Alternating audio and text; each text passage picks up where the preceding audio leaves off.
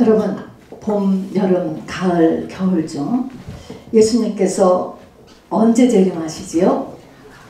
가을이지요. 그런데 가을 아무 때나 오시는 것이 아니고 여호와의 절기를 따라서 오십니다. 한번 우리 사진 잠깐 보겠습니다. 하나님께서 1년을 통하여서 이스라엘 백성들에게 주었던 여호와의 절기 7가지입니다. 가장 중요한 것이 뭐예요? 오순절입니다. 다음 화면 좀 봐주세요. 자, 그래서 7대 절기에서 한번 쭉 7개 한번 읽어보겠습니다. 시작. 6월절, 무교절, 초실절, 오순절. 요까지는 봄절. 특별히 요거가 봄절기가 됩니다. 그래서 예수님의 초림이고요. 그 다음에 가을절기. 우리 읽어봅시다. 시작. 나팔절, 속죄일, 초막절. 요 속죄절을 대속죄일이라고도 이야기합니다. 나팔절이 또 다른 말로 신년절이라고 합니다. 뉴이어랍니다. 그래서 로시하시나 그래서 나를 나팔을 불며 신년을 시작하는데 이 신년에서 유대인들은 회개를 하는 것이에요. 그래서 회개가 열흘 동안 가는 거예요. 그래서 이 열흘 마지막 이 회개의 열흘째 7월 1일 성력입니다. 7월 10일 그래서 열흘 동안 이제 회개를 한 마지막 날을 대속죄일이라고 하는 것이에요. 그러면 대속죄일, 죄를 다 사했다라고 하면은 뭐가 일어날까요? 주님이 오시게 되겠죠. 그래서 요 대속죄일 날 주님이 오시게 됩니다. 그러니까 1년은 이제 우리가 또 그냥 주님이 오시지 않고 예비하는 기간이 되겠습니다. 지나갔으니까. 그리고 그 다음에 일어나는 것이 이제 대속죄, 주님이 오셨으니까 그 다음에 이게 초막절이 잔치입니다. 잔치에서 지난 금요일 날부터 일주일 동안 해요. 그래서 이 초막절이 시작되었습니다. 수콧 이렇게 그냥 이렇게 발음하죠. 그래서 일주일 동안 큰 잔치를 하는 거예요. 이렇게 다른 것으로 보면은 이게 7일 동안 잔치한다 라고 하는 것이 뭘까요? 혼인잔치도 되고 천년 왕국도 나타내고 또 8일째 큰 잔치다. 그런 영원 천국을 나타내기도 하죠. 자, 그럼 다시 이제 저를 보시고요. 이렇게 회개가 차니까 예수님이 오셨다. 그래서 초막절이 시작되었고 이 초막절이 지난 금요일 날에서 이번 금요일까지이기 때문에 아마도 여러분도 유대인들이 많이 사시는 곳을 가면은 이 야드의 이 초막을 보게 될 것입니다. 자, 예수님은 다시 오신다고 했는데요. 예수님이 다시 오시는 목적이 뭐라고 그랬죠? 2가지라 그랬죠. 첫 번째는 신부를 데리러 오시고 두 번째는 심판. 농사가 끝난 다음에 뒷정리하는 것이 심판입니다, 여러분. 자, 그래서 성경에 보니까 요한계시록 19장에도 뭐냐면 재림과 함께요. 하나님의 큰 잔치가 있다라는 것이 계시록 19장에 기록되어 있고 또 이사야 25장에도 보면은 인류 역사의 끝에 몇천 년 이게 될지 모르지만 인류 역사의 끝에 만민을 위한 하나님의 큰 잔치가 있다라는 것을 이야기해 놓고 있습니다. 자, 그래서 이 만민을 위한 하나님의 큰 잔치, 하나님의 큰 잔치 이것이 우리가 지금 알다시피 예수님과 신부된 성도와의 혼인 잔치인 것이죠. 이제 주님이 오셔서 신부를 데리러 오셨는데 이 우리가 살던 이 땅에서 그러니까 여자 쪽 집에서 잔치를 하는 거예요. 먼저. 그래서 여기에서 하나님의 큰 잔치가 이루어집니다. 자, 여러분 문제는 어떻게 내가 이 잔치의 주인공이 될 수 있는가? 이것이 문제죠. 그죠? 보니까 교회 다닌다고 다 예수님의 신부가 되는 것이 아닙니다. 오늘 여기 보니까 확실한 거가 무엇이 되어 있냐면 이 하나님의 큰 잔치, 이것이 혼인잔치인데요. 이 잔치에서 뭐가 준비되어야 돼요? 예복이 준비되어야 되잖아요. 이 혼인잔치에 들어왔다가 예복이 없으니까 쫓겨나지 않습니까? 그래서 반드시 예복이 준비되어야 돼요. 이것이 요한계시록에서는요, 주보 일면에 박스에 있는 것처럼 자, 그의 아내가 자신을 준비하였으므로 어린 양의 혼인 계약이 이르렀고 그에게 그의 아내가 자신을 준비하였으므로 빛나고 깨끗한 세마포 옷을 입도록 허락하셨으니 이 세마포 옷은 성도들의 옳은 행실이로다 이렇게 얘기했습니다. 이 말은 성도들이 해야 될 가장 착한 일, 가장 옳은 일, 가장 해야 될 일이 뭐냐면 바로 이 예복을 준비하는 일이다 이 뜻입니다. 그리고 여기 보면은요, 그의 아내가 자신을 준비하였으므로 그에게 이 세마포 깨끗한 빛나는 옷을 입도록 허락하였다 이런 말씀에서 여기에 우리의 자유의지가 동원된다는 것. 그러니까 하나님이 전부 알아서 이 예복을 준비해서 우리에게 그냥 입혀주시는 것이 아니고 여기에는 내가 그의 아내가 자신을 준비하였으므로 하는 것처럼 내가 해야 되는 부분이 있다는 것을 잊지 마시고 오늘 어떻게 예복을 준비하는가 라고 하는 것을 바로 오늘의 메시지로 같이 말씀을 나눠보려고 합니다. 자, 이 예복을 준비하는 것이 내가 열매가 되는 것이고 예수 그리스도의 신부가 되는 것인데, 문제는 내가 죽어서 가는, 또 예수님이 오신 다음에 맞는 그런 혼인잔치와 그 예복을 입고 참가하는 나, 그렇게 그러니까 죽어서 가는 새 예루살렘서 그 전에 무엇이 중요하냐면 그것을 갈 사람은 이 땅에 살아있는 동안에 자기가 예복이 준비되었다는 것을 안다는 데 문제가 있는 거예요. 그러니까 우리가 이것을 내가 살아있을 동안에 이것이 돼야 돼요, 여러분. 내 육신의 죽음이 되기 전에 이것이 이루어져야 된단 말입니다. 바울도 그랬잖아요. 사도 바울도 자기가 달려갈 길 다 하고 또 자기를 위해서 의의 면류관이 예비되어 있다 확신했잖아요. 이런 것처럼요, 내가 준비가 되었다. 이 말은 내 안에 천국이 준비되어 있다. 준비가 아니고 천국이라는 거야. 아니. 그러니까 바로 가는 천국. 내가 가는 새 예루살렘 성 안도 있지만 이 땅에서 내 안이 천국이 되어야 된다는 것이죠. 내가 이 땅에 살면서 내 마음속이 천국이 되지 못하면 확실하게 죽어서도 새 예루살렘 성에 못 들어가는 거예요, 여러분. 그래서 이걸 징표를 알 수 있게 하였습니다, 여러분. 그래서 이 예복은 우리가 안단 말이에요. 내가 예복이 준비되었는가 라는 것을 알 수 있다라고 하는 것입니다. 마태복음 13장 11절에 보면요, 이 천국의 비밀을 아는 것이 너희에게는 허락되었으나 저들에게는 허락되지 아니하였다 이런 말씀이 있어요. 천국이 비밀이에요. 정말 죽은 다음에 가는 저 새 예루살렘 성, 또 그리고 이 낙원이라고 하는 것, 이런 것에 대한 것이 비밀이라는 거야. 이 비밀이라는 것은 세상의 능력, 사람의 오감의 능력 가지고는 모른다라는 거예요, 여러분. 알 수 없다. 그것을 알 능력이 없어요. 죽으면 그냥 천국 간대. 뭐 그래도 그만, 안 그래도 그만. 그런 거 외에는 알 수가 없는 것입니다, 여러분. 그래서 이 천국이 비밀인데, 이 비밀을 바로 너희에게 이 비밀을 아는 것이 허락되었다. 이 말은 하늘에서 이것도 허락되어야 된다는 것이죠. 우리가 천국이 있다는 것을 알고 천국을 준비해야 되는 것도 하나님께서 이걸 허락해줘야지 내가 이것을 깨닫고 준비한다는 거예요. 자, 그래서 이것이 허락되지 않는 사람은요, 일단 천국에 대해서 관심도 없어요. 관심.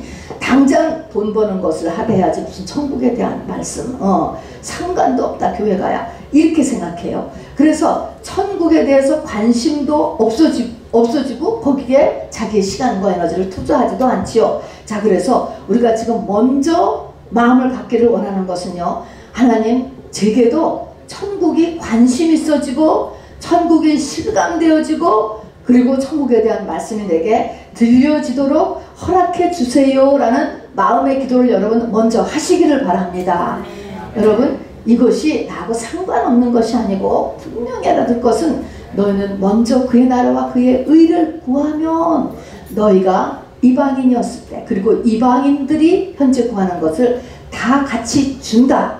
영혼이 잘 되면 범사가 잘 되고 강건한다. 이렇게 말씀하셨습니다. 자, 그래서 지금은 이렇게 이 천국에 대한 것을 여러분 사모하시기를 바랍니다. 마음속에서 기도하셨습니까? 네. 주님, 저에게도 이 천국의 비밀을 아는 것이 허락되게 하여 주옵소서, 이렇게 기도를 하시란 말입니다. 자, 그런데 이 혼인잔치, 인류의 역사의 끝에 있을 이 큰 하나님의 잔치인 이 혼인잔치는요, 2000년 전부터 시작되었어요, 이미. 그리고 지금도 계속되고 있다는 것입니다. 그리고 마지막에 가서 정말 큰 잔치, 예수님이 정말 이 땅에 지상재림을 하시면은 잔치를 이루어지는데 그전에도 시작되었어요. 언제부터 시작되었느냐? 2000년 전부터 시작됐다는 것입니다. 자, 그래서 주님의 십자가로 죽으심과 부활하신 다음부터 바로 이 잔치는 시작되었습니다. 자, 그래서 계속되고 있어요. 자, 그러면 이제 잔치라고 했으니까 혼인 잔치예요. 이 잔치집의 메뉴가 뭘까 한번 참조해 볼게요. 이 잔치집의 메뉴는요, 구체적으로 보면은 10가지가 돼요.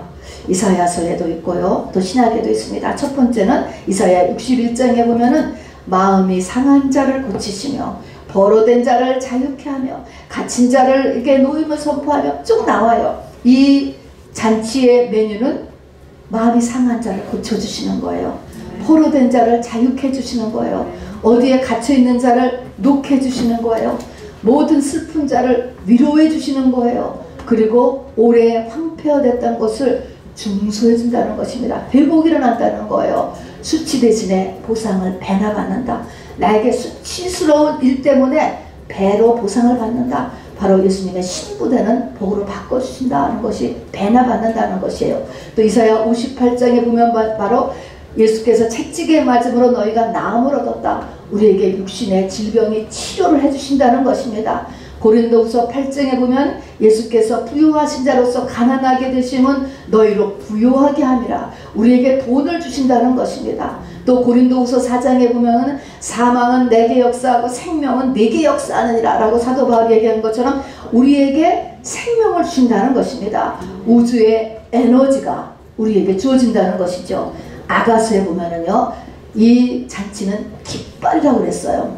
이기는 자라는 것입니다. 우리를 이기게 하신다는 것입니다. 이것이 잔치 메뉴야, 여러분. 10가지 잔치집 메뉴. 근데 이 잔치집 메뉴는 10가지나 되지만 재료는요, 딱 2가지 가지고 다 만들어요. 이 10가지를.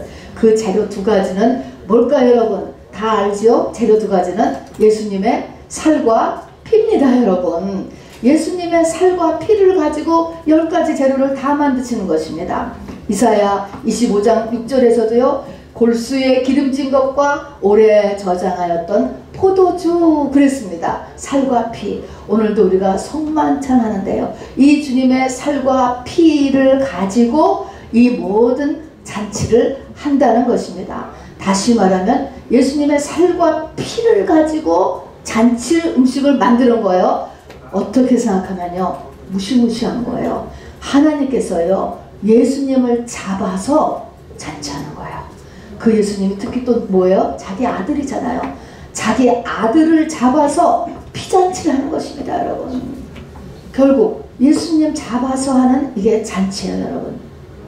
알아두시고요. 자, 본론으로 돌아갑니다. 오늘 마태복음 22장에 지금 혼인잔치에 대한 것을 비유로 지금 말씀하시는데, 하나님께서 그러니까 비유입니다. 22장을 여러분 신약성경 37면 열어주시면 22장 1절에 이렇게 시작하지요. 예수께서 다시 비유로 대답하여 이르시되 합니다. 다시. 자, 그래서 이 혼인잔치의 비유는요, 다시 비유를 해서 그 앞에 2개의 비유하고 연결되어 있어요. 그러니까 앞으로 21장을 열어가 보세요. 21장. 21장에 보면은 28절부터 이런 말씀이, 어떤 비유가 있냐면은 어떤 사람에게 2 아들이 있는데, 그 말씀 보이세요? 2 아들이 있는데 맏아들에게 가서 이르되 오늘 포도원에 가서 일하라 하니 대답하여 이르되 아버지 가겠나이다 하더니 가지 아니하고, 둘째 아들에게 또 그와 같이 말하되 실소이다 하였다가 그 후에 뉘우치고 갔으니, 31절 뭐라고 했습니까? 그 둘 중에 누가 아버지의 뜻대로 하였느냐? 아버지의 뜻이 나와요. 그래서 이 2 아들의 비유가 나오고요. 33절을 보세요. 33절 시작. 다른 한 비유를 들으라. 자, 이 비유, 그러니까 첫 번째 비유는 2 아들의 비유, 2번째 비유 다른 한 비유. 이거가 포도원의 농부인데 악한 농부예요. 이런 포도원의 비유가 있고, 그 다음에 우리가 오늘 본문으로 삼은 22장에 가서 예수께서 다시 비유로 이르시되, 이렇게 이야기했습니다. 그래서 이 비유가 세 개가 연결된 메시지입니다. 이 세 비유가 연결된 이 메시지가 뭐냐면은 예복을 준비 못하게 되는 과정을 쓴 거예요. 결국은 예복을 준비해야 된다. 우리가 지금 어린 양의 이 신부들이 자신을 준비하라고 그랬잖아요. 근데 준비하지 못하는 과정을 써놓은 것이 요 세 가지입니다. 자, 맨 처음에 보니까 바로 하나님이 말씀하셨잖아요. 아버지가 얘기했다는 거예요. 자, 오늘 포도원에 가서 이르라 라고 얘기했다는 것입니다. 그런데 말아놓고 안 가고 그런데 둘째 아들은 뭐 나중에 가서 포도원에 갔다 이렇게 얘기했습니다. 이 말은 하나님의 말씀을 우리가 지금 다 듣잖아요. 들었는데 듣고 나서 이 말씀대로 행하느냐 안 행하느냐 이 차이에요. 하나님의. 그러니까는 이 하나님의 말씀, 하나님의 뜻은 뭐냐면 말씀대로 행하는 것이 하나님의 뜻이라는 거예요. 그 말은 내가 변화가 있어야 된다는 거예요. 변화. 큰아들은 입으로만 했어. 입으로 내 가겠나이다. 그리고 안 갔단 말입니다. 그건 하나님의 뜻이 아니라는 거예요. 그러니까 하나님의 말씀을 들었는데 그 말씀을 듣고 내가 하나도 안 변했어. 그 말씀은 어디 갔지? 흘려버렸거나 머릿속에 지식으로만 있는 거예요. 머릿속에만 있던가 말로만 하든가 그렇게만 하고 자기 자신은 안 변했다. 이런 상태가 첫 번째예요. 그러니까 말씀을 많이 알아도 내가 실질적으로 변화가 없는 상태에서부터 이게 지금 이 사단의 공격이 시작된다 하는 것이죠. 자, 그렇게 했습니다. 자, 그래서 그건 하나님의 뜻이 아니에요. 두 번째 비유를 보니까 여기 내용이 어떤 주인이 포도원을 새로 주고 아주 멀리 갔다는 것입니다. 멀리 갔어요. 멀리. 이 말씀 보니까 시간이 오래 지나다 보니까 이것은 첫 번째 두 아들의 비유의 연속인 것입니다. 말씀을 계속 알아도 나는 변하지 않아. 그런 상태가 오래되면 두 번째 비유같이 되는 거예요. 뭐냐면 포도원이 집건주 하는 거예요. 집건주. 그래서 쇠를 주고 갔잖아요. 근데 하도 오랫동안 이게 안 오다 보니까 안 오시니까 바로 자기 건주라는 거예요. 그래서 나중에 쇠내라고 하니까 전부 돌로 때리고 치고 죽이고 그랬다는 것입니다. 그래서 자기에게 지금 있는 것이 내 건주라는 거. 이 상태로 들어간다는 것입니다. 이게 두 번째 돼요. 자, 그러면 이런 상태가 됐어. 자, 그러면 세 번째로 이제 무슨 조건, 무슨 상태가 일어나느냐 하는 것입니다. 이런 상태가 되면은 예복은 이제 못 마련하는 이제 세 번째 상태인 것입니다. 여기 보니까 혼인 잔치에 청함 받아요. 청함 받은 사람은 이제 많아요. 여기 보니까 청함 받은 자는 많대. 택함 입은 자는 적다. 그런 것처럼 청함 사람, 여기 청함 받은 사람 많다.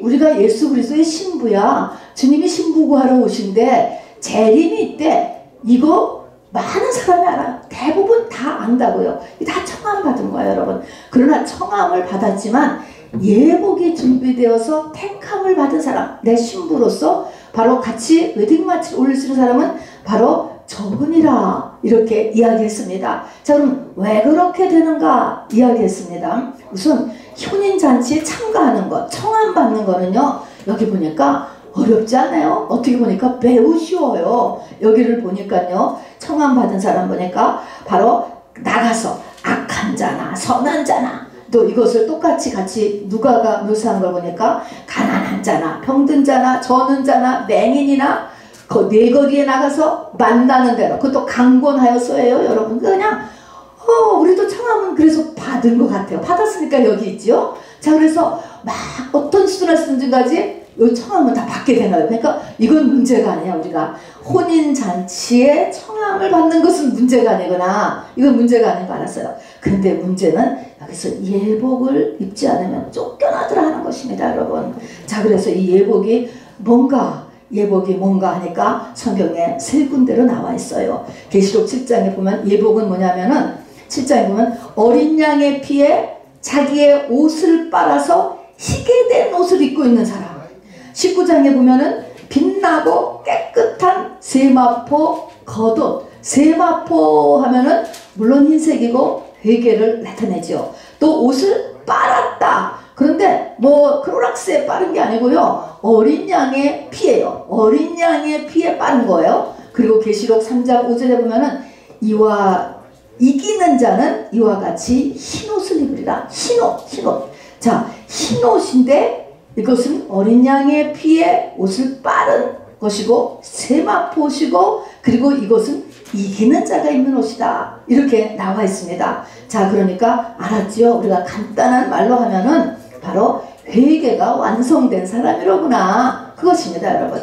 하나님이 원하신 만큼의 나의 회개가 된 것, 이게 예목준비구나 하는 것입니다, 여러분. 자, 그러면 회개의 완성은요, 회개를 둘로 나누면 바로 가나안 들어가는 거하고 똑같아요. 가나안 들어가려면요, 홍해와 요단강을 건너가잖아요. 홍해와 요단강은 뭐를 상징하냐면 세상과, 요단강은 뭐죠? 자아입니다, 여러분. 자, 그래서 세상과 자아를 넘어가야 되는 거예요. 바로 회개를 통하여서 세상과 자아를 내가 보통 말로는 죽었다 이렇게 표현하죠. 이거를 세상에 대해서 죽고 자아에 대해서 죽었다. 이것은 세상과 자아보다 하나님의 말씀이 더 위로 올라갔다 그런 뜻인 거예요, 여러분. 죽었다라는 것이. 자, 그래서 세상과 자아, 이 세상과 자아에 대한 회개가 끝났다. 근데 이 회개 속에는 세상이 들어가고 자아가 들어가요. 자, 여기에서 크게는 우리가 이것을 회개라고 얘기하지만 엄밀히 말하면 죄에 대한 회개와 자아가 부인되어야 되는 따로가 있는 거야. 그러니까 회개 속에 자아 부인도 들어가지만 이 자아를 부인하는 것은 회개하고 또 조금 다른 차원의 거예요. 이 자아 부인은요, 엄격한 자기의 의지가 동원되어야 되는 것입니다. 왜냐하면은 회개는요, 우리가 참된 회개를 하면은 상쾌함이 와요, 내 안에. 상쾌함이 오고 하늘이 열리는 체험이 있습니다, 여러분. 깨달음으로 오죠. 그러나 자아를 부인하는 것은요, 엄청 기분이 나빠요. 내가 기분이 나빠요, 여러분. 스스로가. 그리고 하기 싫습니다. 자, 그래서 우리가 이 에스겔 37장에도 보면요, 생기가 사방에서 하나님이 불어넣어 주셔요, 이 마른 뼈들에게. 근데 사방에서 이 생기가 불어왔다. 이 사방이라고 하는 이것이 뭐냐면, 이 사방에서 불어오는데 이 생기가 어디에서 막히냐? 나의 자아에서 막히는 거예요, 여러분. 그래서 자아 때문에 하나님의 생기가 막히게 된다, 이렇게 하는 것이죠. 자, 그래서 세상과 자아 부인 이 두 가지의 문제를 우리가 해결해야, 그러니까 세상에 대한 이런 것들은 이제 회개고, 그 다음에 자아 부인은 자아 부인이고, 그래서 세상에 대한 회개는 뭐냐면 더 구체적으로 보면은 여기 보면은 이제 세 가지입니다. 여기 보면 마태복음에서도 세 가지, 누가복음에 세 가지로 또 얘기해놨어요. 마태복음에서 보면은 저희가 돌아보지도 않고 한 사람은 자기 밭으로 가고 하나는 또한 상업차로 갔다. 또 한 성경에서는 나는 이제 지금 밭을 샀으니까 가야 되고, 또 소 5겨리를 사놨으니까 가야 되고, 또 장가갔으니까 가야 되고, 이렇게 세 가지씩이에요. 그래서 이 세 가지를 세상으로 나타냈는데, 이 세 가지가 무엇을 상징하냐면은 바로 안목의 정욕, 이생의 자랑, 육신의 정욕, 요거를 상징적으로 나타내는 것입니다. 그러니까 죄의 세 가지 뿌리, 세상이라는 것의 그 뿌리를 육신의 정욕, 안목의 정욕, 이생의 자랑으로 이렇게 보고, 그 다음에 이것이 그러니까 홍해요. 그 다음에 요단강은 자기 부인. 이 두 가지 부분을 우리가 해결해야 가나안 땅에 들어간다, 이 말씀입니다. 자, 근데 좀 자세히 보세요. 우리하고 너무나 똑같습니다, 여러분. 자, 누가복음 14장에 그렇고 여기 22장에서도 왕의 잔치라고 그랬습니다. 잔치를 했는데 사람이 얘기합니다. 자기 밭일이 급하다 그랬습니다. 이 자기 밭을 샀다 그랬습니다. 밭을 사서 밭일이 급해. 왜 그래요? 밭은요, 때 맞추어서 씨 뿌려야 돼요, 여러분. 물 줘야 돼요. 먹고 사는 거예요, 이 밭은요. 먹고 사는 일이 걸렸다, 이것인 것입니다. 자, 먹고 살아야 되잖아요. 두 번째는 소 5겨리를 샀으니까 나는 못 간다 얘기했습니다. 소 5겨리라는 것은 한 겨리가 2마리예요. 그러니까 10마리를 샀어요. 지금 소를 10마리를 사왔으면 이것들이 굳기 전에 2마리씩 짝을 지워서 멍에를 씌워놔야 앞으로 일을 하는 것입니다. 이것이 늦어지면은 이 버르장머리가 안 들기 때문에 빨리 가서 지금 2마리씩 소 5겨리를 짝을 맞춰서 멍에를 씌워놔서 일하도록 준비를 해야 된다고. 이게 전부 다 이 기회, 시간을 타는 것입니다. 그러니까 나중에 해도 되는 게 아니고 지금 해야 되는 일로 딱 부닥쳐온다는 것입니다. 장가 들었으니도 마찬가지요. 결혼을 했기 때문에 부인과의 관계, 부부관계, 가정을 유지하려면 할 수 없다는 것입니다. 세 가지가 전부 다 이것이 우리에게 실질적으로 다 들어오는 일이에요. 자, 그러면 우리가 근데 언뜻 보면은 여기 보면은 아무리 그렇다고 해도 왕들의 잔치예요. 왕의 혼인잔치는 그래도 가야 되지 않을까? 이렇게 생각하는데 여기 있는 사람들은 당연히 못 가잖아요. 이런 것을 볼 때 사람의 눈으로 보면은 당연히 못 가. 인본주의로 보면 맞아. 그런데 하나님이 여기서 우리에게 보려고 하는 것은 뭐냐면은 이것이 왕의 잔치다. 이게 지금 차이가 얼마나 나는가. 왕이 그거 다 뺏어버려. 그럼 다 뺏는 거예요. 소 5결이건 뭐 장가를 들었건 밭을 샀건 다 제로화되는 것입니다, 여러분. 그럼에도 불구하고 지금 이런 상태가 벌어지고 있는 것을 이 사람의 입장에서 보고 그리고 전체 성경을 보는 우리의 눈으로 이렇게 한번 지금 보라는 것이죠. 자, 그런데 예수님은 이 당시에 이렇게 밭을 가고 소 5결을 사고 뭐 장가를 가서 이런 말씀으로 했지만 이 말씀에 원래 지금 이 말씀을 듣고 있는 1차 듣는 사람들은 누구냐면은 바리새인 서기관들이었어요. 그래서 그 앞에 21장부터 보면은 예수님이 예루살렘 성에 들어가셔서 무화과 나뭇잎을 보면서 열매가 하나도 없는 것을 보고 저주하시고 그런 다음에 이제 다시 성에 나갔다가 다시 성에 들어가시면서 이 비유가 시작되고 이 바리새인 서기관들은 예수님을 쫓아다니면서 시비 붙기를 시작하는 때였습니다, 여러분. 그래서 이 말씀을 지금 이 바리새인 서기관이 듣기 때문에 이런 모양으로 말씀하신 것인데 핵심은 뭐냐? 핵심은 왜 이 혼인잔치에 오지 않았다? 이것이 뭐냐면 다 이 세 가지가 뭐냐면 자기가 붙었어요. 자기가 소를 샀고 내가 결혼했고 자기 중심적인 신앙생활을 얘기하는 것입니다. 자기 중심. 바리새인 서기관들은요 열심히 신앙생활 했거든요. 바리새인 서기관들 얼마나 성전을 열심히 나갔고요. 얼마나 엄격히 예물을 바쳤고요. 얼마나 금식을 열심히 했어요. 자, 그래서 이것을 이야기하는 자기중심적인 신앙생활을 하는 것을 사실은 지금 예수님께서는 이거를 이야기하기 위해서 여기서 밭이다, 소다, 장가갔다 이런 세상 얘기 바리새인들이 거의 못 깨닫지. 그러니까 자기하고 상관없는 줄 알고 그렇게 했습니다, 여러분. 자, 그래서 이렇게 이제 예수님이 얘기를 하셨습니다. 그래서 하나님께서 이제 여기까지 이제 진도를 나갔어요. 그러니까 우리 여러분 중간에서 한번 정리를 해봐요. 예복을 준비하지 못하게 되는 이유는 뭐냐면 첫 번째로 말씀을 들었는데 그것이 입과 귀로만 듣고 머릿속에만 있고 행하지 않기를 시작을 해. 나하고 상관없어. 변화 안 받아.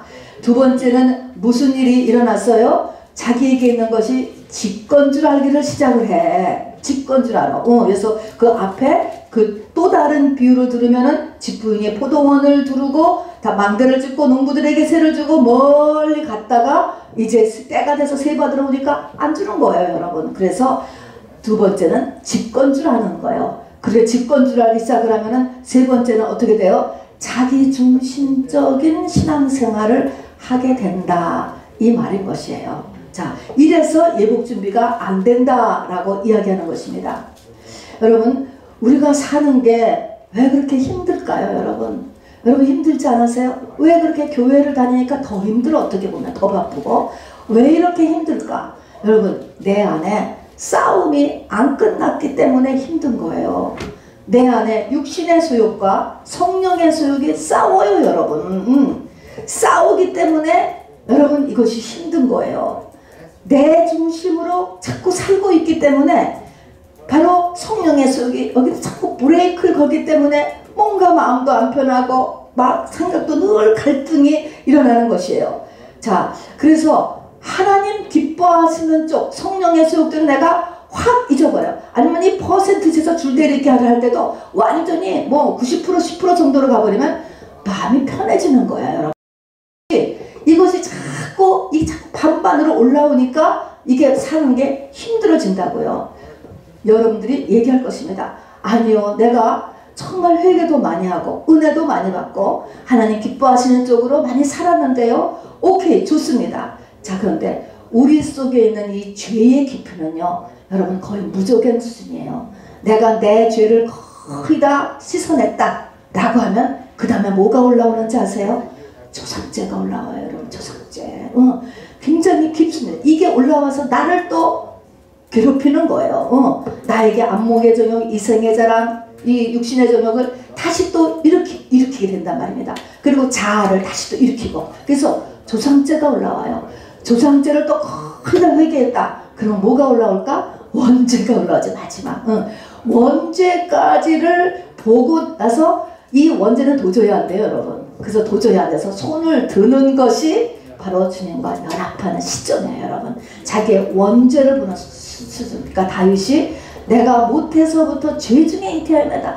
아, 내가 그냥 죄인이구나. 이거를 머리로 아는 것이 아니고 진짜로 자기의 밑바닥까지 다 회개 쭉 들어가서 원죄를 진짜 봤을 때 여기가 이제 예수 그리스도의 신부가 되는 수준이죠. 자, 그래서 힘든 거예요, 여러분. 그래서 괜찮은 듯 하더니 또 힘들어지고, 괜찮은 듯 하더니 또 힘들어지고, 힘들어지는 것이 할렐루야, 여러분. 그러니까 힘들어지만 바로 성령의 소욕 쪽으로 자기를 조금 더 바꾸시면 업그레이드가 되는 것입니다, 여러분.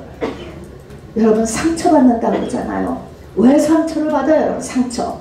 신령한 자는 아무에게도 판단받지 아니한다. 사도 바울의 고백이죠. 상처는 왜 받냐? 상처는요, 자아가 안 죽어서 받는 거예요. 아까 힘든 거 세상 끌고 나가잖아요. 지금 똑같이 상처는 자아가 덜 죽어서 상처받는 거예요. 죽은 자는 말이 없어요. 죽은 사람 발로 차버리거나 침을 뱉거나 별별 욕을 해대거나 모욕을 주거나 반응이 없잖아요. 바로 상처는 내가 덜 죽어서 그렇구나. 나쁘게 할 것 없이 내가 더 성장해야 되겠구나. 여러분, 이렇게 생각하시면 됩니다. 상처를 안 받기 위하여서 사람을 안 만나고, 상처를 안 받기 위해서 모임에 안 나가고, 여러분 상처를 안 받기 위해서 돌아다니지 마시기 바랍니다. 맞부닥치세요. 맞부닥쳐. 그런 자기를 직면하고 하나님 앞에 갖고 나가시라고 말입니다. 자, 사단은 우리를 세상과 자아에 붙들어매는 힘이에요, 여러분. 사단은 선악과로 내 안에 있고 세상 임금으로 있어요. 여러분, 결코 사단을 우습게 생각하면 안 됩니다. 성령 그리고 하나님 예수님은 우리를 세상을 넘어서고 자아를 넘어서라고 계속 말씀하십니다. 성경은 분명히 얘기했어요. 이 세상은 내 나라가 아니다. 예수님께서 그랬습니다. 이 세상은 내 나라가 아니라는 것입니다. 예수 믿는 사람을 다 이 땅에서 믿음 순으로 잘되게 해주지 않으세요, 여러분. 그것보다 더 중요한 거가 영생이기 때문에 그렇습니다. 100년하고 100만년하고 비교가 안 되기 때문에 그렇습니다. 12사도, 여러분 12사도가 뭐 당시에 로마의 최고 윗자리에 로마 황제부터 12위치를 차지했습니까? 아니면은 뭐 엄청난 그냥 재벌에 들어갔습니까? 뭐 노벨상을 받고 인류 역사에 기여했습니까? 그들은 목숨을 걸고 복음을 전했을 뿐이에요, 여러분. 그렇지만 그 마음에 천국이 있었던 사람들이죠. 그래서 이 세상은 내 나라가 아니다라고 예수님이 확실하게 말씀하셨고, 우리에게 날마다 자기를 부인하라. 이 자기라는 것이 날마다 살아나는 거예요. 그래서 이 세상과 자아가 우리가 싸워야 되는 곳이라고 하는 것을 잊지 마시기를 바랍니다. 이게 세상과 자아가 싸우는 거가 바로 이게 자기를 이기는 겁니다. 이기는 자가 되는 것이죠. 자, 그러면 조금 더 구체적으로 우리가 어떻게 살아야 되는가? 요한복음 2장에 보면요, 가나 혼인잔치가 나와요. 그것도 혼인잔치가 또 등장해요. 자, 예수님이 거기서 아직 내 때가 아니다. 그래서 예수님과의 진짜 잔치는 아직 안 열린 거예요. 그렇기 때문에 아직 때는 아니지만 가나 혼인잔치, 이것이 예수님의 첫 번째 기적이요, 제자들과 함께 간 첫 번째의 사건인 것입니다, 여러분. 자, 그래서 이 혼인잔치 같이 우리가 살아가는 것입니다. 가나 혼인잔치 보면요, 거기에 포도주가 떨어져 부족함이 있는 곳입니다.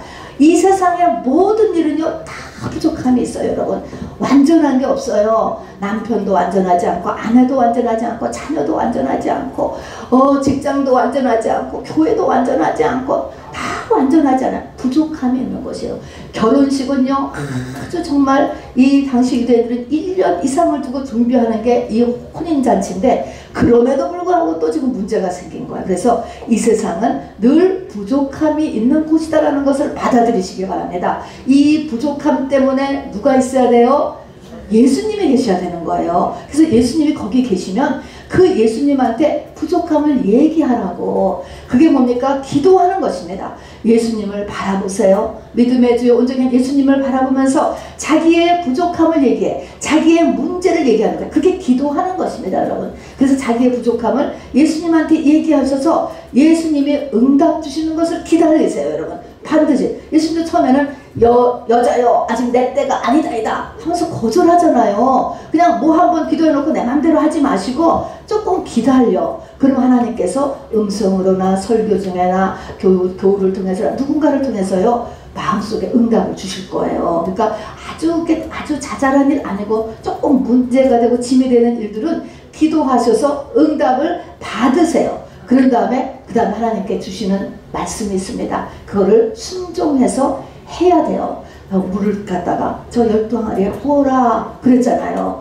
그랬더니 이제 그 포도주가 됐는데 그 마음에 기쁨이 넘친 사람은 물떠온 하인들하고 어머니 마리아였습니다, 여러분. 자, 그렇게 우리가 살라는 것이지요. 자, 그래서 삶의 여러 부족한 부분을 조금만 참아요. 우리 주님 나라 가면은 그때는 완전해지니까 그때까지는 모든 것을 좀 참고 그 대신에 그 부족한 것은 예수를 의지하시기를 바랍니다. 예수를 의지한다는 것은 바로 기도하는 거예요. 그래서 응답받고 그리고 하나님께서 하라는 것대로 그대로 하면은 바로 내 마음에 기쁨이 차지고 그리고 문제가 해결되죠. 그러니까 이 기쁨은 내가 차고 내가 기도해서 된 거지만 그거에 대한 그 혜택은 거기 있는 사람들이 다 포도주를 먹었잖아요. 공동체가 다 혜택을 받는 거예요. 대한민국의 믿음의 사람들 때문에 믿지 않는 모든 사람들까지도 다 같이 이런 대한민국의 그 혜택을 보고 있지요. 지금 그런 상태인 것입니다. 자, 그래서 우리가 이렇게 가나 혼인잔치 같은 그런 삶을 살라고 했습니다. 오늘 다시 마태복음 22장 7절을 보니까 바로 하나님께서 마지막에 가서는 진노하사 이렇게 초대를 했는데 계속 안 오니까 진노하셨대. 진노하셔서 군대를 보내어서 다 죽였다고 그랬습니다. 야, 어떻게 생각하면 아니 자기 잔치에 안 왔다고 뭐 화를 낼 필요가 있을까? 근데 우리가 생각할 것은 이 잔치가 어떤 잔치라고요? 누구를 죽여서 지금 하는 잔치예요? 누구 먹는 잔치예요? 예수님 죽인 잔치예요. 예수님은 누구예요? 하나님의 아들을 죽인 거예요. 당신의 아들을 죽여서 너희들에게 영생을 주려고 하는 이 일을 거절하고 있을 때 하나님이 고만할 때가 있다는 고만. 그때는 뭐야? 끝나는 것입니다, 여러분. 망하는 것이에요. 실질적으로 이것이 지금 이스라엘이었습니다. 그래서 이스라엘은 AD 70년에 로마 군대에 의해서 예루살렘 성이 완전히 멸망이 일어났던 걸 우리가 알고 있습니다. 그러니까 이것은 누구든지 그냥 죽을 때까지 나를 기다리시는 하나님이 아니다. 그래서 기회를 잡아라. 세월을 아끼라라고 하는 말씀을 하는 것입니다. 여러분 본문으로 이렇게 들어가서 보면은요. 왕이 예복을 입지 않고 있는 사람에게 와서 12절에 가서 보니까 예복을 입지 않고 친구여 어찌하여 예복을 입지 않고 여기 들어왔느냐 이렇게 얘기하잖아요. 이럴 때 12절에 보니까 이르되 친구여 예복을 입지 않은 한 사람을 보고 이르되 친구여. 자, 이 주인이 왕이에요. 친구여 이렇게 들어온 사람 보고 친구여라고 이야기합니다. 이 친구여라고 하는 이 말이 갖고 있는 의미가 있어요. 친구여라고 불렀어요. 친구라는 것은 필레오. 우리가 사랑의 네 종류를 배웠잖아요. 그 중에서 친구의 사랑이 필레오입니다. 하나님의 사랑은 아가페까지 가야 되는 거잖아요. 그런데 그러니까 완전히 성장하면은 아가페가 나오는 거예요. 우리가 속사람인데 속사람이 아가페까지 못 성장을 했어. 목선장을 했으니까 지금 필레오가 나오는 거예요. 이 참가한 사람이 어디 신앙까지 갔느냐? 성소신앙까지 간 거예요. 그러니까 성전들 신앙을 지나서 성소신앙을 갔는데 성소신앙 다음에 어딜 가야 되지? 지성소신앙을 가면은 아가페가 나오는 거예요. 근데 아가페를 못 갔기 때문에 친구여가 나오는 거예요. 친구여. 그러니까 아직 신부가 안 되는 거예요. 그래서 친구여라고 불러요. 그러니까 이 사람이 신앙생활을 안 한 사람이 아니라니까요. 신앙생활을 했는데 성소신앙에서 끝난 사람인 것입니다, 여러분. 자, 그래서 친구여라고 부르면서 왜 너 예복을 입지 않고 여기 들어왔느냐 라고 하니까 12절에 그랬죠. 그가 아무 말도 못하거늘 또 유구무원이거늘 이렇게 다른 성경에는 썼죠. 말을 못해. 왜 말을 못했을까? 분명히 하나님께 청함받은 사람은요, 분명히 예복을 준비해야 된다. 어떻게 하면 예복이 준비돼야 된다는 것을 하나님께서 분명히 말씀하셨다는 거예요. 이 사람이 기억하는 것입니다, 여러분. 그러니까 나중에 슬피 울며 이렇게 하는 거야. 그때 들었는데 분명히 들었어. 들었기 때문에 할 말이 없는 거예요. 이미 기회는 지나갔지만 내가 교회만 다닌다라고 해서 되는 것이 아니구나. 교회를 다녀도 성소신앙까지만 가면은 신부는 안 되는구나. 새 예루살렘 성에는 안 되는구나. 이거를 배웠다고. 배웠는데 안 준비한 거예요, 여러분. 자, 그래서 그랬더니 이 사람을 어떻게 유구무원, 그가 아무 말도 못하거늘 그랬습니다. 그랬더니 임금이 사원들에게 말하되 그 손발을 묶어 바깥 어두운 데로 내던지라. 거기서 슬피 울며 이를 갈게 되리라 하니라. 끔찍하죠. 손발을 묶으라 하는 것입니다. 손발을 묶어. 자, 손을 묶고 발을 묶습니다. 이 손이 예수님을 위하여서 일하지 못하게 하신다는 거예요. 내 발이 예수님을 위해서 움직이지 못하게 한다는 거예요. 자, 이것이 실질적으로는 2000년 동안 유대인들이 예수님하고 상관없어진 것을 얘기하는 것입니다. 그러니까 예수님 2000년 동안 예수님하고 상관없이 지냈잖아요. 이제 지금은 다시 이제 시작이 되어지면 말입니다. 그래서 손발이 묶인 거예요. 그리고 영적으로 어두운 곳에 있게 되는 것. 물론 이것은 나중에 우리가 영계에 들어갔을 때 새 예루살렘성 바깥을 이야기하기도 있지만 역사적으로 또 이 땅에서도 보면은 우리가 예복을 준비하지 않고 거꾸로 자꾸 나가게 되면은 우리의 손이 주님을 위해서 쓰여지지 못하고 우리의 발이 점점 주님을 위해서 쓰여지지 못한다라고 하는 것을 성경이 또한 우리에게 말씀해 주고 계신 것입니다. 자, 얼마나 억울했으면 이를 갈면서 슬피 울까요, 여러분? 이런 사태가 확실하게 우리의 영혼 속에서 일어나면 안 됩니다, 여러분. 그렇게 안 되기를 간절히 원합니다. 그럼에도 불구하고 청함을 받은 자는 많되 택함을 입은 자는 적으니라 주님은 말씀하셨어요. 자, 그래서 우리가 바로 이 시간에도 정신을 차리고 나의 신앙을 되돌아볼 필요가 있게 되는 것이죠. 자, 말씀을 마치고 결론을 짓습니다. 자, 오늘 하나님의 혼인잔치, 결혼잔치, 제일 중요한 것은 결혼잔치가 문제가 아니고 뭐가 문제? 예복 준비해야 된다 하는 것입니다. 예복. 흰옷, 웨딩드레스예요, 여러분. 자, 근데 예복이 없으면은 결혼잔치 쫓겨나는 것입니다. 못 참석해요. 신부 못 되는 것입니다. 이게 열매예요, 결국은. 자, 그러면 이것이 못 되게 되는 과정을 지금 비유를 들어서 얘기하시는 것입니다. 자, 그래서 비유는 알아듣는 사람만 알아듣는 거예요. 직접적으로 얘기 안 하시고 예수님께 돌려서 더군다나 바리새인 유대인들에게는 더 돌려서 지금 얘기를 하신 거예요. 자, 그래서 비유로 얘기했어요. 그래서 맨 처음에 비유의 내용은 아까도 얘기했지만 내가 안 변하고 있는 거 똑같아. 속에 있어서 똑같다. 여러분, 이거 여러분 자기 자신을 꼭 돌아보셔야 돼요. 두 번째는 나에게 이것이 내 건 줄 안다. 여러분, 이거 두 번째예요.